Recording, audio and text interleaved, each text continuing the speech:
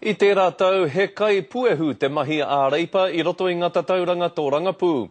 Nā kona no hoki i tahuria i te tumuaki a Phil Goff, ki ngā take ākiri hei oranga iti mōna me tōna rōpū.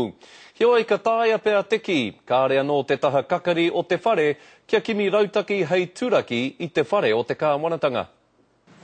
He kaha no Calvin Davis ki te whakatūpato i te huariri. Whai atu ana hekea i Georgina, me tino a wanga Georgina e hekea, ko ai hoki atu ngā minute ka pana ki waho.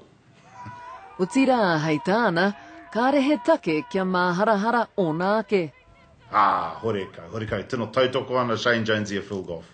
Ara mai he te kura. He māngai me mararangi a Davis, o tira ko te whāinga kē, kia māngai ngā take mo te tai toke rau. Nō reira e whanga ana ia kia rarua no, ahone harawira.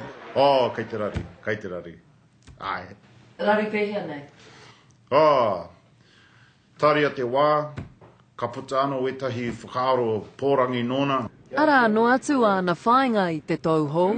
Me pehe te ngai tātou, te Māori, e Pukiake i roti te mātauranga, me pehe hoki ngai tātou te Māori, e hau atu ki roti tēnā mahi, te mahi tāpoi. Rua mano tekau, hei tā Calvin Davis, kei te haramai tētahi āhua. Ka Pukiake mātou te rōpu reipa ki roto i ngā polls, kei hei runga ki rawa Phil Goff, hei te tino hihia mo te Premier mo Aotearoa. Tērā moi a tērā. Tino Wycliffe, te karere.